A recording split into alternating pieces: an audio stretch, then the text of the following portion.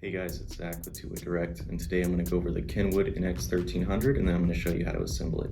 So first you have the radio, the battery, the antenna, two audio accessory covers, one that allows for an audio accessory to be plugged in and one for when you're not using one at all. We got the belt clip, the power adapter for the charger, and then the charger itself. So first you're going to grab the battery, slide it in at the top just like this. It should click and it's secure.